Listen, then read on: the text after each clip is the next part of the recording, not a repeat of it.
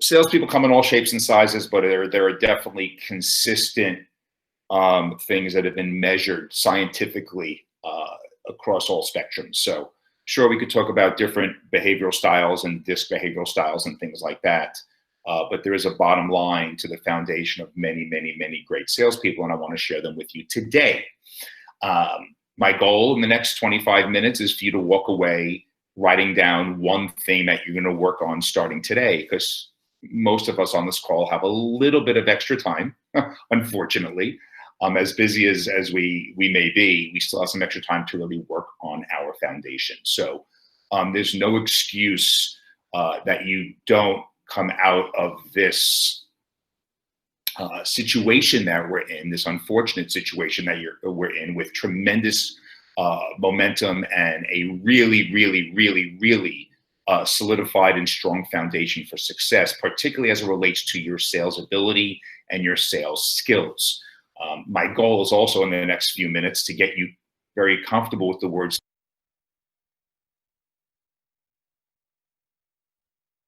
You're muted, you're muted, you're muted. Did someone mute you? Oh, there you go. You want to get us familiar with a word and then you muted. So you really built suspense. What's that word? You're back on. Oh my God. What word do you want to get us familiar with? Tell us. let's as Phil said, preparation is the key to success. We should have gone on at 8:50 today, not 8:55. So with no further ado, let's pick it. Let's pop into this. Go for today. One thing, right? Please, please, please. One thing you're going to get today to make yourself better at being a great salesperson. This takes work.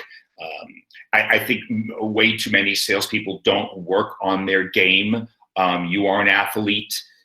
You are a surgeon. Unfortunately, the continuing ed classes that we're forced to take every couple of years are not there to hone our sales skills. So it is really up to us as real estate professionals to get very comfortable with the word sales. It's not a taboo word if you understand the benefit that you provide to your clients. So my goal is to get you a little bit more comfortable with the word sales in the next 20 minutes. I am going to ask, and Kim, you're going to moderate this for me, please. I'm going to ask for some feedback in the chat on a couple of answers to the questions I'm going to ask today. So hopefully we'll get some answers in real time, and Kim, you'll have to feed those to me, because I am not in the chat box. So please don't leave me hanging here. And with no further ado, I'm gonna fly through these. I'm going to add a color on a couple of them, right? Because I'm hoping many of these are somewhat common sense, yet it gives you time to reflect and say, how can I really solidify my foundation as a great salesperson? A commitment to your craft. If you shift your mindset that this is a craft, that you need to work on it every day or it gets stale. Once again, the best athletes, the best, Steph Curry, who shoots, 94% from the free throw line, still shoots 500 free throws a day when he probably doesn't need to. And that is the mindset you need to level up and to be consistent in your craft and on top of your game all day, every day. So set goals, smart ones. I'm not going to go through what SMART goals are. You can Google it. There's a million articles out there about setting SMART goals. Goals mean nothing if they're not smart, and measurable is what M stands for. If you cannot measure your goals, you don't know what you're shooting for. I don't want to say they're worthless, but my God, what are you driving towards? You also have to be, great salespeople are vulnerable in many, many ways. One of those ways is by making those goals visible and shared with somebody.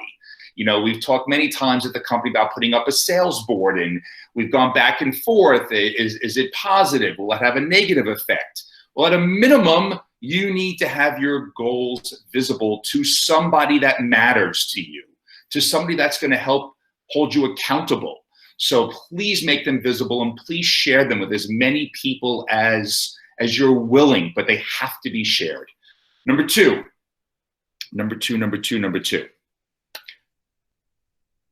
and this is a conversation I've had in many, many, many coaching calls over the years, is people try and justify their actions or their behavior comparing themselves to others.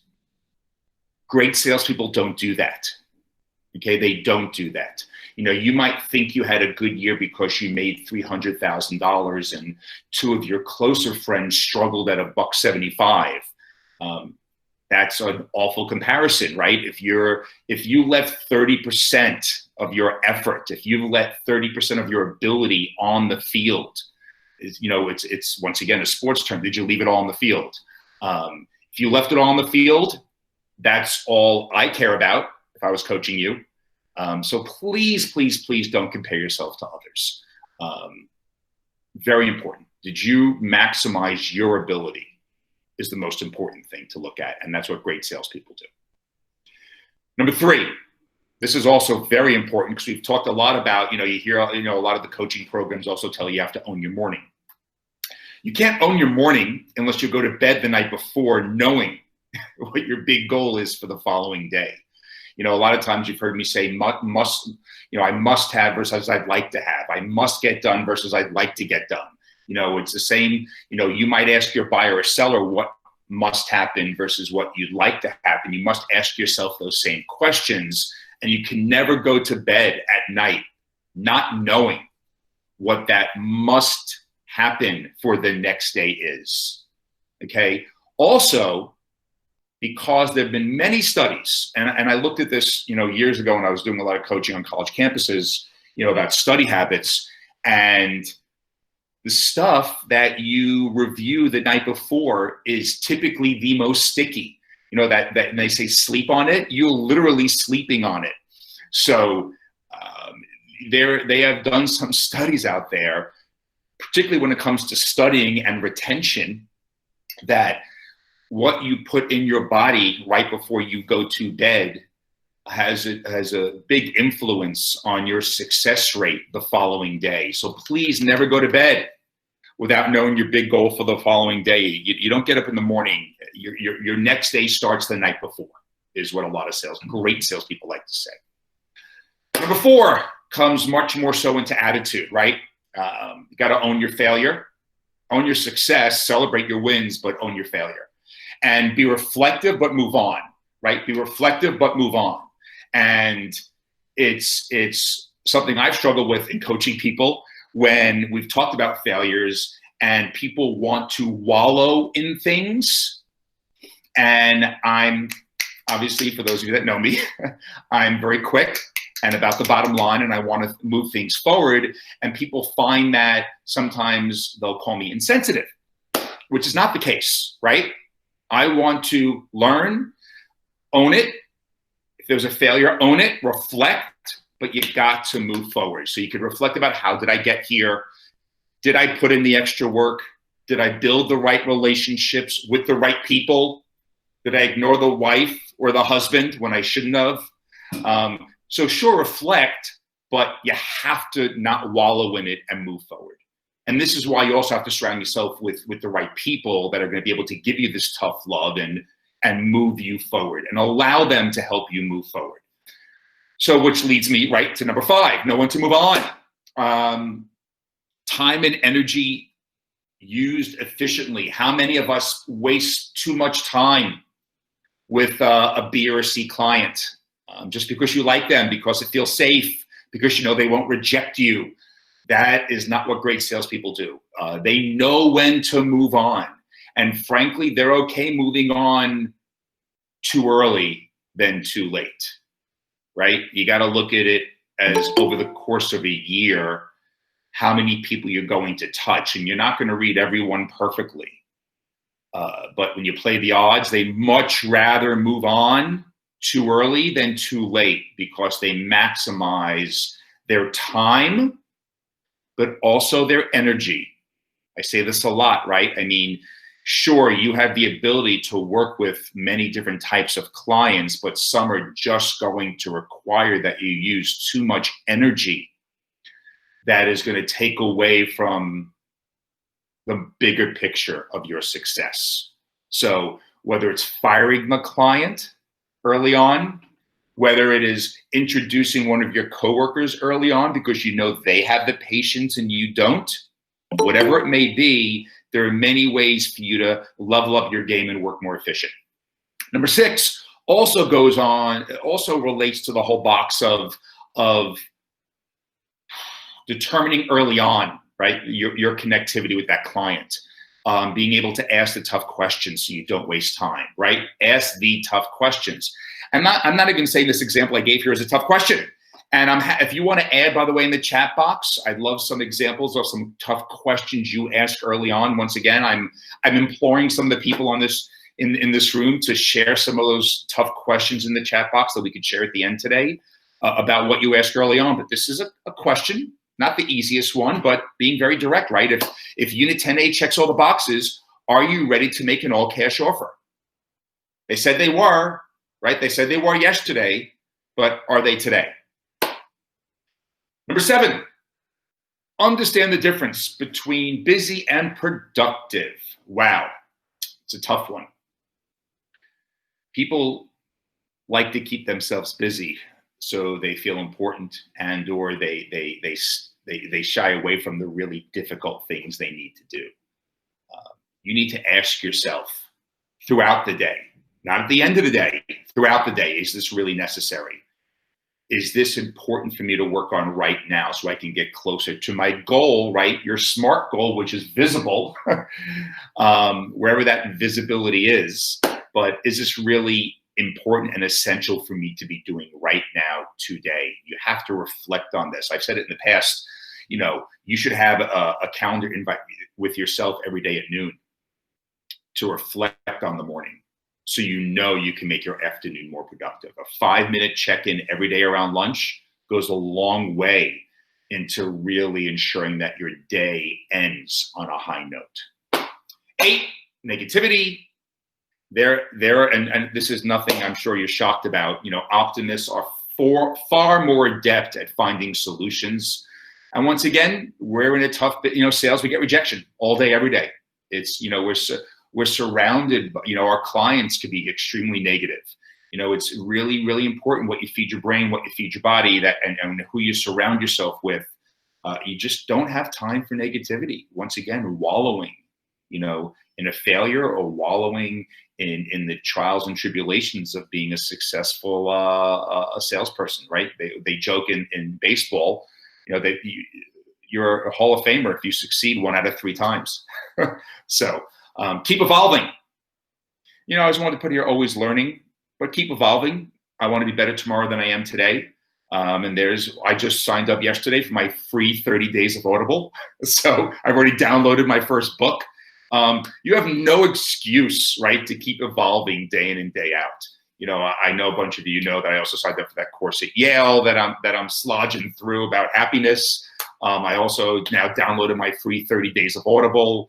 I think there's a free 60 days of Kindle. You have no shortage right now to continue adding to your foundation of always evolving and always learning. Selling, I love this one because I think this is a mindset shift. This is a mindset shift of salespeople. They go, ooh, salespeople, sleazy, I'm not a salesperson.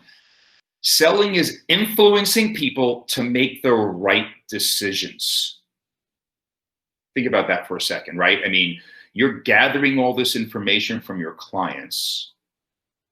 So hopefully you have their best interests at heart, right? That's what we do as great salespeople and great consultants and great advisors.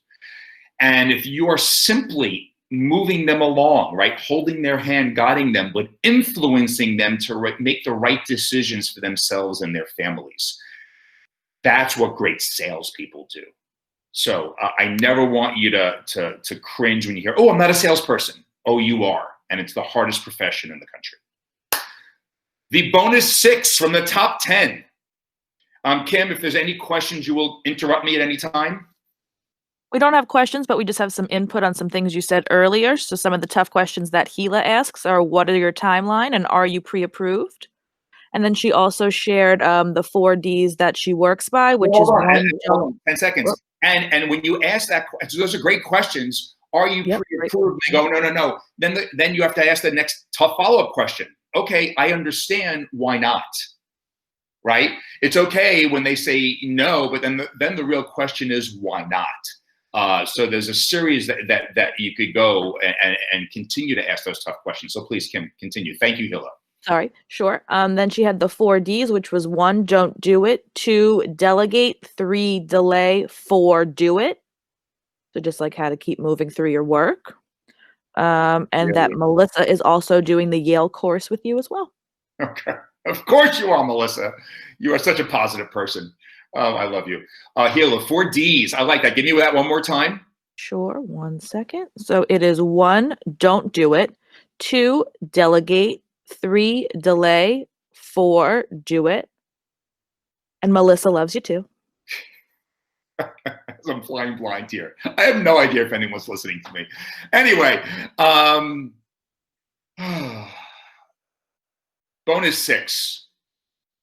Earn trust in every relationship. Very early on. I'll come back to that in a sec if we have time. Understand that words are 7% of human communication. I love that one because number 3 might be one of the favorite things I've ever come across. I remember seeing this a long, long time ago, and I haven't seen it in a while. No one ever listened themselves out of a sale. Wow. I was talking to somebody at the office recently who he shall remain nameless, and we talked about one of the best things you can do is really practice. And you can practice at home right now. We have time. We can practice with our kids and our spouses and our roommates, getting comfortable with that uncomfortable pause, right? Ask those questions, and those 5 seconds of silence, which seems like an eternity, and it seems like 5 minutes. Those 5 or 10 seconds. And I don't want to get into the whole thing that you hear, oh, the first one to speak loses and stuff like that. Because, there's been many books that say that. And that's not the goal here. The goal here, and I've said this before, is that dramatic pause, the dramatic pause, as they like to call it, really gives people, allows your recent comment to sink in and show the importance of it. And I think we need to really get comfortable being quiet, which, as you can imagine, is a very big challenge for someone like myself. So understand that words are 7% of human communication. I mean, yes, words are very powerful. At the same token, how many times in the past, over the past couple of years, have I put out the little snarky email to the entire staff that says, level up your dress. I mean, I don't care if you're going out with an $1,800 rental client, with their mom or dad or uncle who's going to be the guarantor, who maybe, now become the empty nester in Scarsdale looking to buy a $2 million condo in Manhattan. The last thing you want to do during that $1,800 rental showing is to get labeled as a rental broker. So you should always look the part of I can take out a $2 million client at any time. Once again, I'm not telling you it's a suit. I'm just telling you whatever that look and feel is for you, you need to own it on a regular basis. So understand that words are 7% of communication. You forget that a lot. And obviously, I already have told you how much I love number 3 over here about listening. Also, number 4, great salespeople do not wait until the deal closes to ask for referrals. You wait too long to ask for additional business, and ask and ask and ask. You are not annoying somebody. Here we go again. It's the mindset of I deliver value. If they don't work with me, they are insane. You have to believe those things. You have to believe that, oh my God, if they go find some other random real estate agent who's going to force them into a transaction, that's not how they're going to be best served. So you have to believe that you are providing tremendous value. If you believe that, then you need to ask for referrals, period. Over and over and over again, and not when the deal closes. Because when the deal closes, They don't want to talk to you. They're moving. They're dealing with getting settled into their new house. They're overwhelmed for the coming months. And then what? And then you're not top of mind anymore. So please, there are different times, and if anybody wants to chime in on the chat, there are different times to add a transaction where you have wins, and you could celebrate those wins. And when you celebrate those wins, what a perfect time to introduce the concept of, hey, my business is, I'm so happy that we've gotten this far. I'm so happy that we have a signed contract. If you happen to know somebody that has a housing need, however you ask it, right? You've heard me ask it a million different ways. I'm not gonna tell you how to ask it right now. That's a whole separate session about how to ask for referrals, so you remain top of mind. If you have questions about that, just Slack me, because I am on Slack. I know it's surprising to many of you, but I am active. Or email me or text me, right? Asking for referrals is an art form where you should not ever, ever, ever feel guilty about that. Once again, a shift in mindset. Number 5, study, learn, form an opinion, become an expert. I'd so much rather you be an expert at something than a generalist. And once again, I'm not talking right now about neighborhood. A lot of times you've heard me say you can make $1 million selling one building, let alone one neighborhood, let alone 2 neighborhoods, let alone one block, whatever it may be. I'm talking about there are so many parts of this transaction, right? There are so many pieces that make this beautiful puzzle, this beautiful, frustrating puzzle of a business that we're in. You need to, at a minimum, pick your spots of where you want to be an expert. Because those expertise are going to allow you to build trust. You build trust, it builds loyalty and builds a commitment from the other side to work with you. I don't care if it could be something micro of, you are an expert at the due diligence process. Yes, that is an attorney's role. Of course it is. But the more you know about something, the more you can talk to your client and tell them, don't worry about it right now. You're not committed to anything just because you have an accepted offer, because there's an entire due diligence process that's going to take place and that Matt's going to walk you through. Let me tell you what's going to happen during due diligence. So these types of things, owning a certain aspect, going narrow and deep on certain aspects of the transaction, are going to show that you're an expert, and then it'll be a safe place for you, right? To be strong and confident and have an opinion. So pick your spots of what you want to be narrow and deep on, because once again, right, you're not going to be an expert at every part of the transaction. And lastly, and I'm going to forward a book out in the next week or so after I finish it. I want to make sure it's as good as I think it is.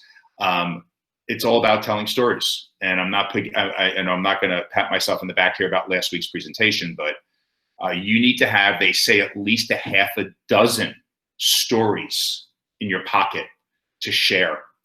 And it's not just, and you have to decide, there's all different types of stories, and it seems like being able to tell a story about you, about being vulnerable, that you're not perfect, right? You're not the perfect salesperson, that this is not necessarily going to be the perfect transaction, but that you're great at solving problems and you're great at fixing things and you're great at getting deals back on track, because there are speed bumps when you expect it and when you least expect it, right? It's all about setting this up at the beginning, right, with the right expectations. So when this closing happens, they're just like, oh my God, right? You are fantastic of how you managed us through this chaotic process, because we know it is. Even the smoothest process is a chaotic process in buying, selling, and renting in New York City. So if you could really open yourself up to being vulnerable, to being imperfect, you are going to gain a much deeper connection, a much, much, much deeper connection with your clients, which is going to lead to many, many, many more referrals, right? So because you will be embedded and remain top of mind forever and ever. All So right, you're at 931. I am. Questions, comments, suggestions? Complete silence. We're quiet over here. Are we? We're quiet, but you had plenty of listeners.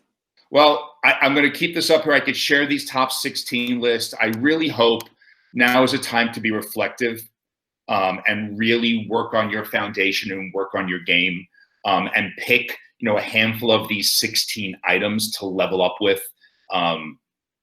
If you're not exactly sure how to do that and a couple of these 16 items scream at you, please send me an email. I'll walk you through them. We could set up some goals over the next month of how you could really level up on certain items on this list. What are your favorite things to say when you don't know the answer? I run into stuff. I don't run away from stuff ever.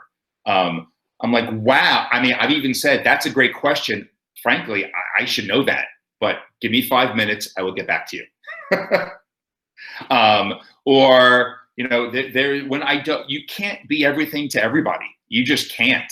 There are things that are, give me an example of a question that I'm even curious to know what questions people are getting asked. Now, once again, obviously there's a level of experience, right? So there's no substitute for having your hands in deals. Believe me, we wish we could sit you in a 30-day class and you will walk out you'd walk out knowing everything. But oh my God, every deal has a little bit of a nuance. I just think it's the most important thing in not knowing something is your tone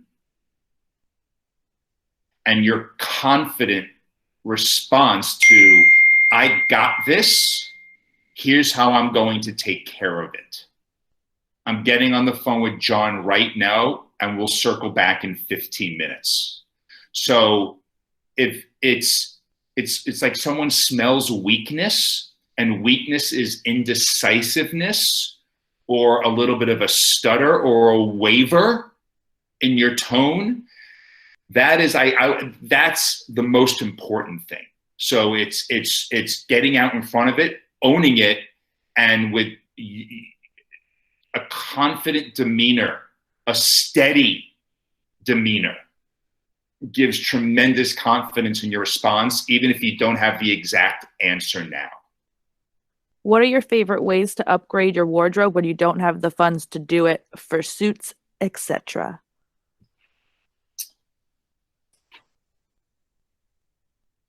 Well, I said, you really want his answer on that? Well, I want to tell you something. I don't know why this comes to mind. The tuxedo that I wore to my wedding, I found at a used vintage high-end suit place on the Upper East Side. And it was like an $8,000 tuxedo that I got for $400. Now that's $400 still may be too much for you. But clean, neat, and crisp. And iron, and I say this, it's the details. They joke all the time, it's about the belt and the shoes. Clothes are so cheap today. I mean, does it need to be a suit? There are many layers to this. I'm much more concerned when I've done this. I've done some runway stuff where I particularly for new college graduates who are like, what do I wear? And who have no money. And I remember the tips they got from these fashionistas and designers were, number one, it better fit you well, right? So that's really important. Number two, it better be cleaned, crisp press. And number three, it just better match. So style comes in many shapes and forms, and there's no shortage of these images online. It doesn't have to be a suit. You can get a really sharp blazer. At the Salvation Army and layer that blazer. You can get a blazer at the Salvation Army for $49. There's no excuse for not looking smart. So I wouldn't get hung up on the whole, I got to go spend $1,000 on a custom suit. Pressed and it better fit. That's all we got. Happy Friday. Everyone, please, please, please stay safe. Please, if you have any questions about these 16 items, reach out to me. I'll help you. I would love to help set you up for some great success. And have a great weekend. Thanks. Bye, everyone. Bye. No problem. Have a great one.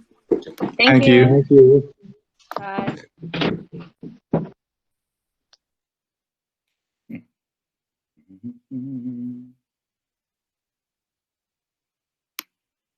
Don't forget to stop recording. That would be helpful. I don't know why I couldn't get the 2 screens working today. That's awful. Do you remember what David said to do? I was, you know, doesn't matter right now. No. As I'm recording all my frustrations. But you know what? Even when it's not perfect, we move things forward. Kim, It got done. Great job. the best. Thank you. Have Bye. a great one. Bye.